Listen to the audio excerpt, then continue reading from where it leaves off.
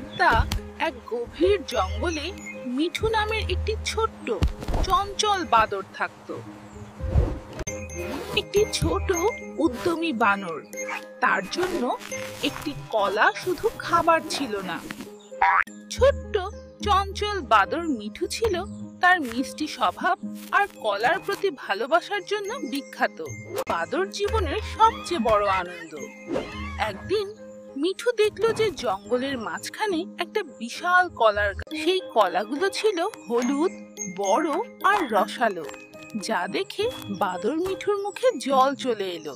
মিঠুন বানর গাছের দিকে ছুটে গেল, কিন্তু যেই সে গাছে ওঠার চেষ্টা করলো, সে বুঝতে পারলো গাছটি খুব তাৎক্ষণিকভাবে সে দেখলো যে গাছটি খুব পিছিল এবং খুব লম্বা। মিঠু একটি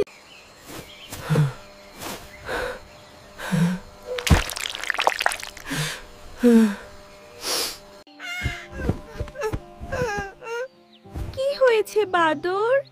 এত মন খারাপ কেন? আমি এই মিষ্টি কলাগুলো খেতে চাই, কিন্তু গাছে উঠতে পারছি না। বাদর, শুধু শক্তি দিয়ে সব কাজ হয় না, বুদ্ধি দিয়ে চেষ্টা কর। টিয়ারামের কথা শোনার পর চঞ্চল নামের প্রাণবন্ত শিম্পাঞ্জি বানরটি আবার ভাবতে শুরু করে। বুদ্ধি দিয়ে চেষ্টা কর। টিয়ারামের কথা শুনে লালমুখ বানরটি আবার ভাবতে শুরু করলো। হঠাৎ সে একটা শক্ত বাঁদর মাথায় বুদ্ধি এলো। সে দ্রুত লতাটির কাছে গেল। এক লাফে বাদরটি তার কাঙ্ক্ষিত কলার কাছে পৌঁছে গেল।